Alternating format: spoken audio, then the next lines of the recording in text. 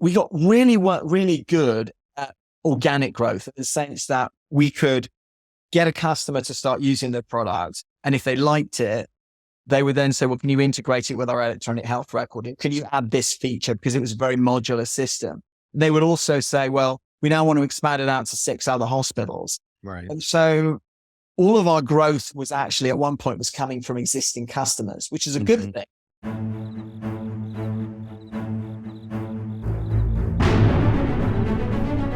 Welcome to the Risk Never Sleeps podcast, in which we discuss the people that are protecting patient care and working in healthcare. I'm Ed Gaudet, the host of our program, and today I am pleased to be joined by my good friend Adam, and I'm going to, of course, butcher your name here. Is it Turinas? Yeah, or Turinas. Turinas. Oh, see, I was going to say it that way initially, and then I thought, oh, that can't be it. That's too easy. That's too easy. So thanks for joining us today, Adam. Yeah, and we've known each other for a while, actually. Yeah. We're going to go through your journey. Why don't we just start? I read your book, which I hold up, and we're going to come back to this. But it was like, you've got your own copy there. Beautiful. It's a great read. And to my listeners, if you are looking to introduce or build out an ABM, an accounts-based marketing program in your organization, this is the Bible. This is the book that's prescriptive. It's a how-to playbook. Unlike a lot of garbage that's out there, Adam, like talks at very high levels and then platitudes. I mean, you really spelled it out. So we'll get back to that in a little that was bit. the intention. Yeah. But I read your bio on the back of the book, and so let's start off with your journey. Very interesting. Yeah. You were in London. Yes. So hello, everybody. I'm Adam Turinas. I'm the CEO of Health Launchpad, and I'm the author of a new book called Total Customer Growth, which we'll talk about. And I grew up in London, in Chelsea. So if you're into Premier League, I grew up quite relatively close, couple of miles from Chelsea Football Club, which I've been a fan since the age of 7. And I always wanted to go into advertising because I had family in it, and it just was fun. And so after college, I joined an agency in London, which was in the 80s, which is, you've seen Mad Men. It was a bit like Mad Men, but actually a lot more fun. It wasn't quite as serious as Mad Men. I still look at it as most fun 3 years of my life. And then I met and married the girl of my dreams, my lovely wife, Alice, who happened to be a lawyer in Houston. And so I moved to Houston, and I joined the great Ogilvy and Mather. And I worked, and then actually my first experience was business marketing. So selling technology in particular. We worked doing advertising for compact computers. And so that was really interesting. I'd been doing sort of what's called packaged goods advertising before. So basically things like, Tetley Tea and, Maxwell House and things like that. But as opposed to selling sort of hard technology with long sales cycles, distributors and, multiple complex. people, complex, right? Very complex. I did, over the course of my advertising career, I worked with Dell, I worked with IBM, and a bunch of other companies. And I got very interested in the internet early on. I was like one of the first people in marketing to move into digital marketing. So at the time when we were kind of figuring it out, we were having meetings with people from Yahoo who were selling on this new idea called keywords. And I was like, so that was kind of fun. Anyway, so I was in the agency business for a couple of decades. And then I decided to do something a bit more entrepreneurial. And I was working with a friend of mine on basically some strategic relationship consulting and communications advice. So we were helping companies that had, long-standing relationships with big customers. So like, for example, advertising agencies or law firms. And we were helping them assess the strength of the relationship with their customers. And conversely, we were also working with major companies like McDonald's and Novartis to assess the performance of their vendors, like their advertising agencies and their research companies. And a friend of mine who's a physician, said, I think you solve a problem that is endemic in healthcare, which is the relationship between physicians and their hospitals and their healthcare systems is pretty challenged. So this was we're talking about the early days of value-based care. It was I don't think it was about, I think the Affordable Care Act had just passed. Mm-hmm. And so there was a lot of disruption going on and a lot of very unhappy physicians. And there were sort of physicians who were unhappy because they weren't getting acquired, and there were physicians that had been acquired who were unhappy. And so it was a very difficult time on both sides. And so we started pitching this idea to health hospitals. And I remember my first meeting with him where we walked into a hospital, and I walked in and realized, I said, I haven't been in a hospital for 20 years since my son was born. And so I just realized, I realized I was entering the parallel universe called the US healthcare system. Where it's like, wait a second, you have a completely different economic model, and you have multiple economic models, and you talk a language that I don't understand. And there are people here like in marketing, a CMO is the chief marketing officer. Well, CMO in health, chief medical officer. I was bewildered, absolutely bewildered. Talk about complexity. Yes, exactly. But thankfully, I had this great partner, a physician, who could translate for me. And about three or 4 months into it, we thought we had an idea for an app. We basically said, I wonder if there's an app for this communication problem. And we developed the concept and we pitched it to a wonderful guy called Joe Scott, who was the CEO of Jersey City Medical Center, then became the chief transformation officer at Barnabas Health. And he said, you build that, I'll buy it. And so we went off, we hired some developers. He then allowed us to test this minimum viable product of a secure communications application with his emergency. And they loved it. They absolutely loved it.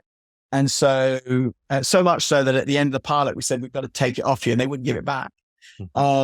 So we thought we've got something here. So we commercialized it and then launched it. The company was originally called Practice Unite. We met back then too. What was that? We met back then. Exactly. Because this is an interesting marketing. It's sort of marketing positioning story, because we were positioning it as a physician alignment tool. And when we go into meetings, I'll talk about some of the role of ABM in that a bit later on. But when we would go into meetings, what people would say is, well, that's just great. We need a physician alignment tool. Actually, what we really need is a secure texting solution. And you've got HIPAA compliant encrypted messaging. That's exactly what we need. We'll buy you for that.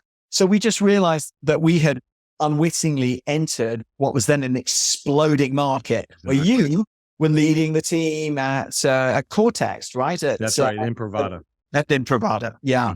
And I remember coming up to you with Stu at HIMSS and getting to know you. That's and, right, yeah. You were good. You gave some good advice as well.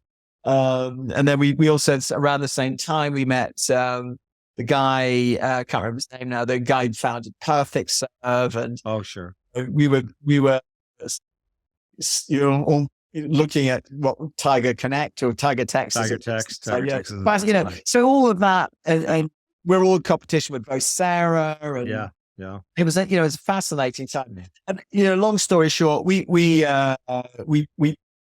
raised some money. We kept growing the company. We absorbed the assets. Well, we absorbed another company called Unify Health. And they had it's such a great name. The notion of unify, bringing everything together. And so we adopted their name and we brought on some of their team. And, you go through a lot of ups and downs. We had a rough couple of years, and then kind of got to the point, frankly, where the market was consolidating and Epic was starting to move heavily into the market, with their secure Epic chat. And we thought, we're going to run out of room here. Yeah. And so it was, it's sort of, we got to the sort of go big or go home point, which is like, we either needed to raise $20-30 million to really attack the market or get out. And the board just said, look, it's just not going to happen. So we ended up selling the company to Harris Healthcare, and I'm pleased. So I think Unify Health is still in, the website's still up. Yeah. I don't know if it's been updated in the lot. I may be still on there as a CEO. Was that in 2017, 18? 2019. We sold it 19, in 2019, and the product apparently is still they're still being marketed.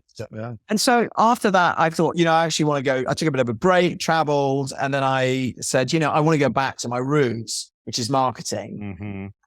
But I also felt I had unfinished business. And what I mean by that was that we early on, my partner and I said, the wonderful thing about healthcare from a marketing standpoint is it's what's called an addressable market, which means, you can get a list of the hospitals, the healthcare systems that they're part of. And you can build a list or buy a list of all the people who work there. And that's hard to do in many industries, but it's actually relatively easy in healthcare. And so we said, well, all right, who are we going to go after? Because there's 6,000 thereabouts US hospitals, maybe 1,500 healthcare systems. And so who are we going to go after? And we said, the key thing is that every single one of the early deliveries that we do goes flawlessly. And so we've got to be there to make sure that goes well. So it's like, hey, the criteria for a best fit account is two things. Number one, we've got to be able to drive to it. So there's a geographic, 150 miles from our offices in New Jersey. And then the second thing is what we call the Goldilocks account. And what that means is that the hospital was not too big and not too small. They were too big. If you're selling to Ascension, you've got to go up and up and up and up, and you'll take you 5 years to sell to Ascension. On the other hand, if they were too small, they didn't have the budget for it. Or the resources. The resources, exactly. And so it's like, so we ended up going for sort of medium-sized regional healthcare systems. And so we had installs at Barnabas, RWJ Barnabas, at Hackensack, Meridian Health. We had some penetration at Northwell, and then a lot of hospitals like Huntington and Inspira, small healthcare systems. And so we built up this footprint, and then through resellers and through partners, we expanded. So we expanded into North Carolina and Florida, and a bit out into the Midwest. And that's at the point where we ended up selling the company. But I realized that our growth.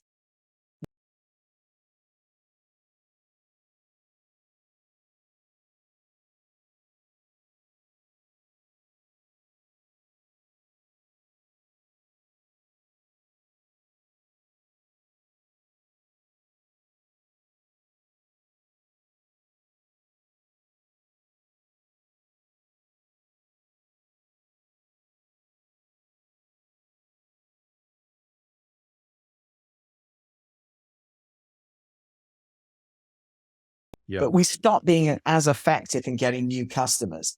And the reason is that we lost the plot in what we started doing, which is being really precise about the accounts we were going after, using LinkedIn to reach out to customers, using PR and events to connect with customers.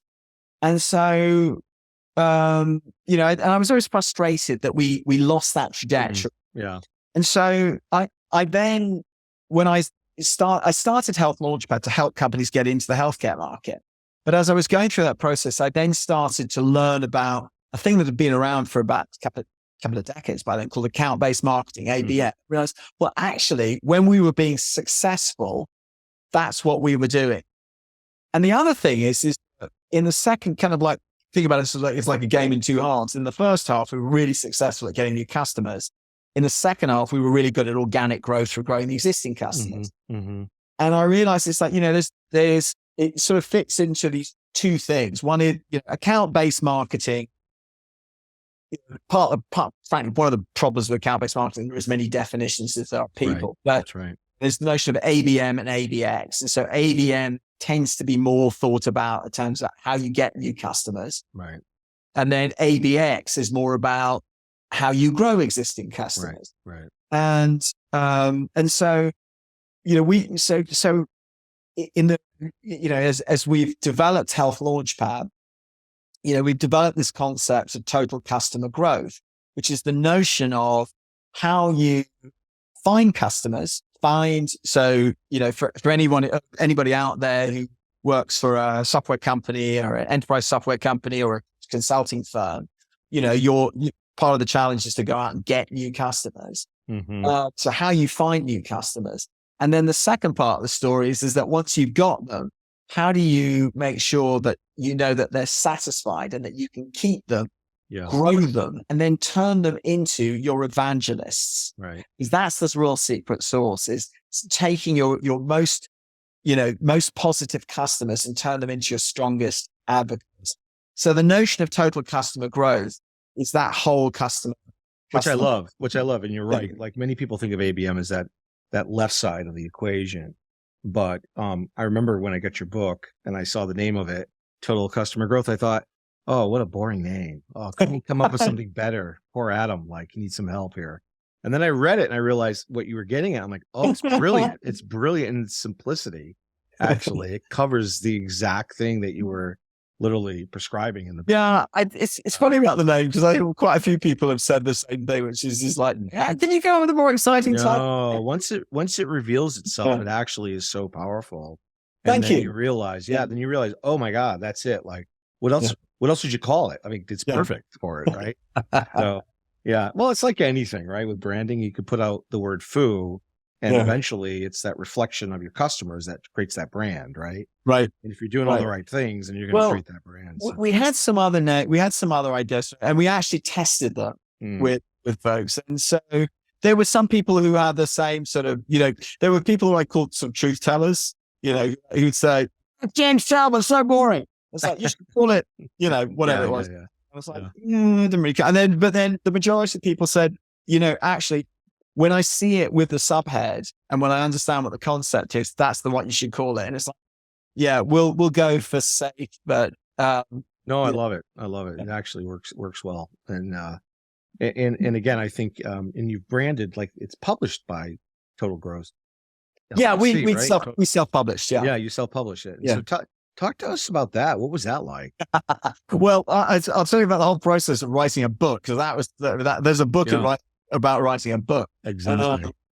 So, like many things in life, it's like building a house. 90% of the work took 90% of the time. The other 10% took the other 90% of the time. Yeah, well, it's like anything. Building a house is a great analogy. It's the third house you build is actually you start getting it right. Yeah, exactly. Yeah, the first. My third one's going to be really good. Yeah.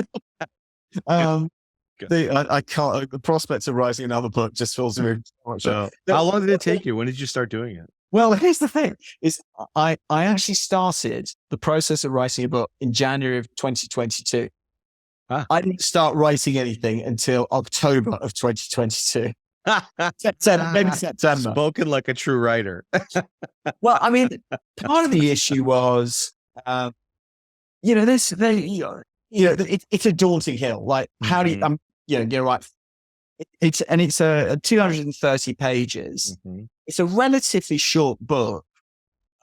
It's like 45,000 words. But that's a pretty daunting still. I mean, 45,000. I mean, I write a blog post every week. It's 40. It's like 45 of those. 45 of those. Well, and this is how I actually said, oh, I know I'm going to write this. Because I had another issue, which is that I'm pretty disciplined about writing a blog post every week. And so I just thought, I can't write a blog post every week and write a book. I just can't do it. And so I thought, oh, I know what I'll do. I'll write this. I've got the outline. Oh, I love it. Every week I'll write a blog post and I'll write the chapter and then publish the chapter as a blog post. So most books actually already written. Brilliant, actually.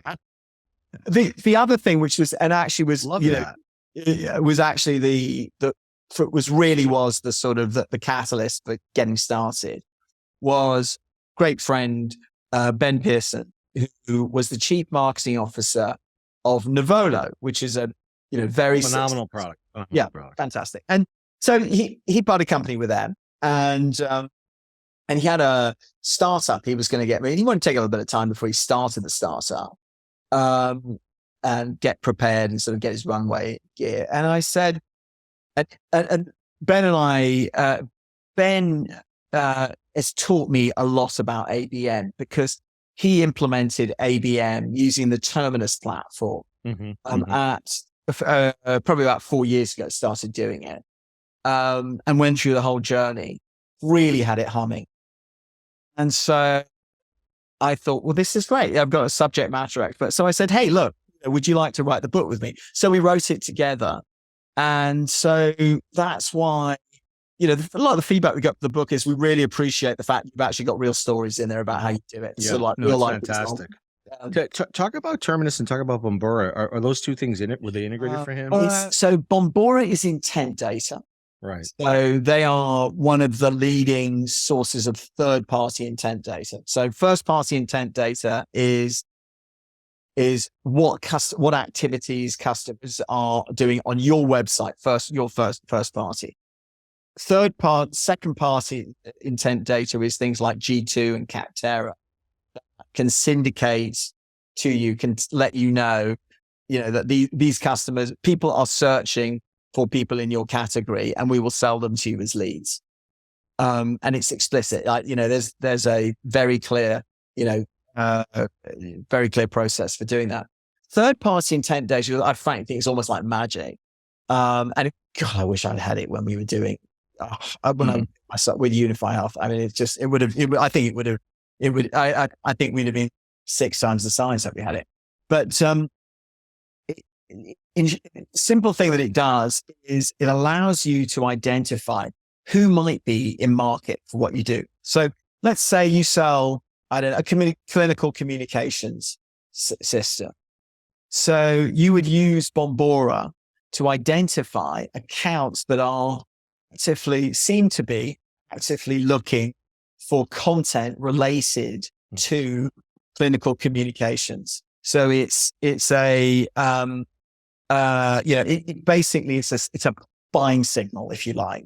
And Bombora is one of the leads. There are Zoom Info has pretty good stuff as well, and there are other companies that are getting into the market doing that. And Demandbase has their own as well. So Terminus is an ABM platform, so it's a software platform, and it basically allows you to run an ABM campaign. And so the idea with those platforms, and there are many of them. We actually have one we also license as well for ourselves called Propensity. And then there's Demandbase, and there's Sixth Sense, and there's Triplio and Rollworks. There's a whole bunch of them. It's what they'll allow you to, what you do is you say, okay, we're doing a program. Let's say we're doing a program for one of our clients, and that client happens to be in the telehealth space. And so we'll start with, they say, okay, I will say, what's your account list? Well, we tend to deal with healthcare systems that are between, 100 beds and 500 beds. So we were in that sort of mid tier. Okay. It's the Goldilocks thing again. So we will basically upload a list into one of these platforms, and then you look at topics around telehealth. And then you say, okay, out of that list of 500, these 100 seem to be particularly interested in telehealth right now. There's buying signals for it. And so and then what you do is you run marketing campaigns that say target them with LinkedIn ads. You would run email sequences to them. You try and reach out to them through social media. Your SDRs try and see if they can schedule meetings for you at events that are coming up. You basically develop a marketing playbook, which is geared towards identifying the accounts that attend. And as you see companies move through the pipeline, you then sort of double down your outreach activity to them. So it's a much more efficient, targeted, and a much more personalized approach to marketing. I love how you talk about LinkedIn and the integration with LinkedIn. Yep. Into those platforms. I think that's a really good way to think about adding that last mile of targeting? Well, LinkedIn, and it's fascinating. I mean, with LinkedIn, we use LinkedIn in a couple of ways. There's paid and then there's the organic way. So the paid way is pretty simple, which is you take a list of accounts, you load them into LinkedIn, you give us sort of a list of titles that you're targeting, and you run ads against those titles. And then you can see on a ongoing basis who happens to be engaging with them. And so, again, run a campaign to 500. Well, actually, let's say you filtered it from 500 to 100 through the use of intent data. You run the campaign to the 100, and then you come up with 20 that are really engaged with your ads. So then the next thing you then do is then use LinkedIn to start reaching out, using social selling to engage with the prospects. I mean, I'm making it sound a lot more linear than it is, because frankly, it looks a lot more like hockey or basketball than something that's really sequential and linear. Interesting. So, a couple questions I ask everyone. So, what would you tell your 20-year-old self if you go back? It's not so much to tell I'm in my 50s. It's a late 50s. I think you and I are the same age, actually. Yeah, yeah. and our paths are really eerily familiar. Like, you were on the Compact, I was on the Compact 386. Really? At the same time. Oh yeah, I had the same type of revelation with the internet and web, and that's kind of interesting. That's really look better though. You've aged better. Oh, come on. You look good. You got cooler shirts than me too. So I was a very, I'd always wanted to be an entrepreneur, but I was always too risk averse to do it. Oh. And so I kind of did it in a situation. I've actually started 6 companies. First one was an unmitigated disaster. Second one was sort of okay, but I sort of walked away from, because I finally got bored with it. And I needed to go get a real job. It just was, the rest of the team was sort of doing it as a lifestyle business. So I was like, I actually want to do something substantial. And then the number 3 actually became number 3. Actually, what we did was we expanded into healthcare. So we were doing this relationship management thing, and then that then became. It started as a consulting business and then became a software business. So kind of 3, 4, and 5 are kind of a sort of an evolution of that business. And then the number 6 is Health Launchpad. And we've sort of started another business, although it's really more an extension. So we've started another business called Total Customer Growth, which is to serve the needs outside of healthcare, because we want Health Launchpad to be absolutely dedicated and focused on health. That's smart. Particularly healthcare technology. But Total Customer Growth then becomes a platform also for things like training and things like that. So I'm sorry, I've got off. I didn't answer. No, that's great. I love it. I love it. The question is my advice to myself would be take risk. I wish I'd taken the risk. I wish I'd failed at the first 2 businesses 15 years early. Right? Yeah, no, it's so true. It's like, it's when I started the company in 17, and that's all about risk management. And I thought about risk, and I went deep into risk, about the history of risk. And risk has been with us since the dawn of mankind, right? And it's amazing how every day we think about risk, whether we do it consciously or subconsciously. And I love that answer, that take more risks while you're young. I tell my kids that all the time. Like, now's the time to take risks. Absolutely. That's so my son, what did he do? He went from he went straight from college into a sales job, which was great. It was like fantastic. It was right off the payroll.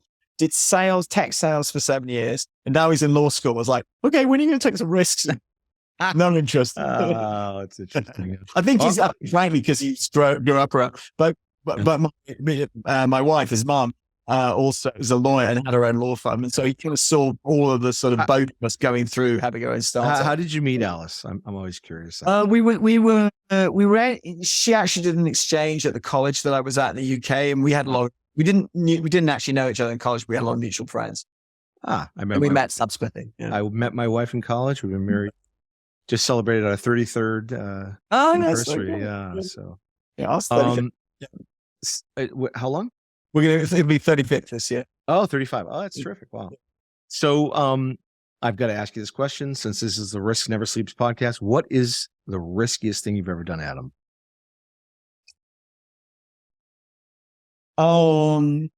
It's interesting. It didn't turn out to be that risky, but when I look back on it, it was pretty risky. And that was, the riskiest thing I did was starting Unify Health. That was definitely the riskiest thing. I'll tell you the personal risky thing afterwards, but no, without a shadow of doubt, that was, it was so exciting, but it is until you've done a startup, which you've done it yourself, you have no idea how tough. You have no idea. I had no idea how tough it was until I did it, and so much so that I wouldn't do another software startup. I just don't have it in me to do it. It's too hard, and it's very risky. I mean, it literally, I drive by a Jaguar dealer and say, one day I'll be looking and going, God, I could go get myself one of those F-types. And then the next day I go by and go, I wonder if they're hiring. That's similar. The other risk is that one of my passions is sailing. Yeah. And I got to fulfill a wish list last year, which is to help a friend sail his boat from Bermuda back to Newport. It was a very benign passage, but and I've been sailing for 40 years and I absolutely love it. I mean, but I've never really sailed much more than 20 miles offshore, and so I really wanted to do it. You're 300 miles offshore. Oh yeah, you're in the Gulf Stream, and you can get in trouble. We had a benign passage, but you're lucky. You feel really vulnerable. Oh yeah. I was my wife grew up on a boat and we sailed to the Bahamas one year. A Sparkman Stevens, 40. Yeah, oh wow, Sparkman Stevens, yeah. Fantastic. Now, do you live in Jersey, by the way? I don't. I live in Austin now. Oh, you're in Austin. Oh, okay. Yeah. Okay. I used to live in New Jersey. Yeah, that's why I thought you were in Austin. Okay. So the boat I sailed back was I think it was Sparkman Seasons. I think it was a Sparkman Seasons design. It was a Sparkman Seasons designed Swan 40. Oh, cool. Yeah, that's a great boat. It's she can sail, that's for sure. And so you grew up in Chelsea. Did you ever get to Manchester to see New Order or Joy Division or? No, I'm not. It's funny. I actually grew up in it's more London bands. More London. Okay. Jam and the Clash and all that. The Jam, Clash. But never because I moved to the US by then. But I always I have a lot of like concerts that I wish I'd gone to. And I remember when I was in college, the Smiths played. Oh, love Smiths. I just they were right, and then friends went and they came out. That's the best concert I've ever been to. Smiths and Cure. The Cure. I was a big fan. Oh, that's very cool. Hardest lesson in your career? Hardest lesson in my career. I'm going to keep going because you're interesting, Adam. You don't mind. Just let me know if you have a hard stop. Hardest, the hardest thing is golden handcuffs. I didn't talk about, poor little rich boy, but I reached a stage with one of the companies where I was really locked in. And I was in a very unpleasant job. I mean, it was the job itself. The clients I was working with were wonderful. The work was great, but the environment I was working in was really unpleasant. Culture is all that matters. I mean, you get to, you realize. And and it's like, I should have walked, but I didn't because I was tied in financially. And so I think the hardest lesson, the hardest lesson was, it then ended badly for me. And the hardest lesson was, you know what? The good thing that's happened out of this is I'm now going to go off and do my own thing. Because the hardest lesson is then you've got to figure out as early as possible how you can make your own money. Yeah. Yeah. And that's what I think is figuring out how to be independent is one of the most important things that you can learn in life. Absolutely. Absolutely. There's a phrase that's often used. It begins with an F and it ends with money. Fill in the rest. Yeah. That was one of the reasons why we started the software company. Yeah, it didn't work out that way. Well, Adam, thanks very much for joining us today. And for the listeners, go out there. If you're in marketing and you're in healthcare, get this book. It's absolutely required reading for any marketeer. This is Ed Gaudet signing off from the Risk Never Sleeps podcast. And if you're on the front lines of healthcare, protecting patient safety, remember, stay vigilant because risk never sleeps. And we are out. Adam, thank you. That was great. Thank you. Yeah, Thank you. it was very cool. I'm really sorry about the technique. Somebody was slacking me, so I muted it, and I was no worries. No worries. That's cool. Your editor can trim it out. Yeah. Yeah. No, they'll edit it, so it's all good. It's all good. Thank you so much, man. Is that a sailboat on the back? Is that what is that? Yeah. This is a that's could be courageous. It's one of the. Oh yeah. Top. It's from the top down. It looks exactly. Like yeah. So the photographer went up to the top head of the mast. Under sail, going downwind with full spinnaker. I mean, bloody risky. I took a black and white photo. It's actually just taken about 10 years ago. Yeah. But it's beautiful. Yeah. Cool. So good. How are you doing? How's life is good? Yeah, life is good. It's like you said, it's never a dull day with and building I've got a great team. I'm really blessed. I mean, I've got a great company. I've got a great. How many people are there? Yeah. We're getting close to 50. 50? Wow. Yeah. You're doing well. Yeah, we're doing fine. It's and I've done I've been toying around with writing a book, and I'm also I'm a writer by trade. Yeah. So I remember that. Yeah. I remember how difficult it is. Like just that I'm writing poetry right now and getting it published. Kind of like in my spare time, I'm kind of doing that. And I can't even imagine writing a book, but I love the approach, and I may actually take that approach, because I think I could probably get it done if I do that. Well, it's like how to eat an elephant. Is a one piece. Yeah, one piece. It's like it's like, no, that's what I did. One bite at a time. Absolutely. No, we've done some really interesting things. This time around, I'm like, okay, I'm going to obviously innovate on the product side. I do that all the time, but But like, what I want to do is I want to take all of the things I've hated about culture in the past, organizational structure. Yeah. And I want to throw it out, and I want to start with a blank page. And so I've done some really, I think, pretty interesting things that when I tell people, they go, they can't get their mind around it. Like, wait, how are you doing that? How are you? So I think there might be something there. And so I'm going to, we're kind of living it right now. So I'd like to play it out a little more, but I've completely turned the traditional organizational structure on its head. Really? Yeah. So I think that'll be, and when I tell, like I'm an angel investor like you probably, and a little bit. I've done enough that I'm not doing. Yeah. I've pissed away enough. So, wait a second. I mean, I could have gone to Vegas. I didn't even like gambling. I could have a lot of fun with Vegas. Oh, I love gambling. That's what I love it, but not at the point of it's a problem. I love craps and building it. Oh yeah, you've got your logo, right? Yeah. That's why I did the dice. Yeah. There's such parallel and very similar, ways that you manage risk on a craps table. Most people don't understand that translate very well into actually managing risk in a startup. And so that'll probably be part of the book too. But very interesting. Yeah, but when I talk to CEOs and I tell them, they go, "Oh, I can't do that. I could never do that." I'm like, "Well, why can't you do it?" "Oh, because the salesperson manages customers, and I could never. They own customers." You're the CEO. You own first of all, no one should own the customer. The company owns the customer. You are the CEO of the customer. So therefore, absolutely. Yeah. But people, they get into these modes, right? And it's funny. I hire people and I tell them how we're running. I've had some people go, "Wait a minute, sales doesn't own customers?" No, sales doesn't own customers. They don't. You manage the actual transaction, the sale of a customer to purchase something from us, but you don't own them, nor does the customer success team. They don't own them either. Like, so. That's interesting. Yeah, and it's really interesting because the reaction I get from people. So therefore, I think, hey, I'm onto something, and that's just one area that I've completely changed. Anyway, so I don't know. We'll see, but I'm always fascinated with cultures and how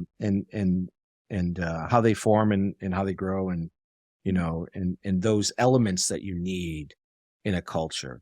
And it's such a hard thing to do. Like if there was a playbook, we'd all pull it off the shelf and apply it. Yeah, exactly. Yeah. And it's never that easy. So anyway, Adam, always a pleasure. Thank you, sir, for everything. Let's stay in touch, mate. Yes, Yeah. absolutely. All right.